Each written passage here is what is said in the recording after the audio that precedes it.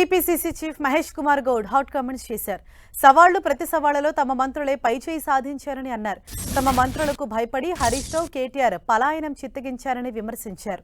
నిరుద్యోగ సమస్య గురించి మాట్లాడే కనీస అర్హత కేటీఆర్కు లేదని, ఎవరి స్థాయి ఏంటో ఇప్పటికే ప్రజలు నిర్ణయించారని అన్నారు.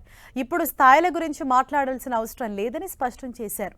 కేసీఆర్ ప్రధాన ప్రతిపక్ష నాయకుడిగా ఫామ్ హౌస్లోనే ఉండకుండా ఫామ్ హౌస్ను వీడి బయటకు రావాలన్నారు.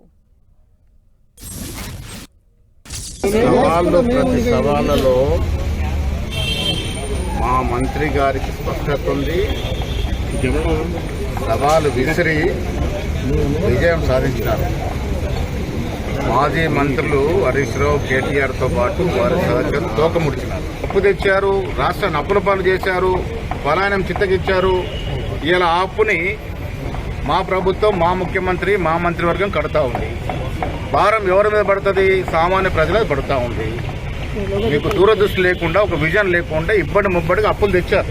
ఎవరికి ఏ స్థాయిలో ఉండాలి అనేది ప్రజలు నిర్ణయిస్తారు. ప్రజాస్వామ్యంలో ప్రజలు వారి స్థానాన్ని వారికి ఇచ్చినారు. ఇప్పుడు స్థాయిల గురించి మాట్లాడుకుని కాదు, వాస్తవాల గురించి మాట్లాడుకో. ప్రధాన ప్రతిపక్ష నేత పట్ల మా గౌరవం ఉంది. కేసీఆర్ గారు అసెంబ్లీకి రావాలని, ప్రజాక్షేత్రంలో ఉండాలని ముఖ్యమంత్రి స్వయంగా గతంలో కోరినాడు. నేను కూడా అదే కోరుతా ఉన్నాను.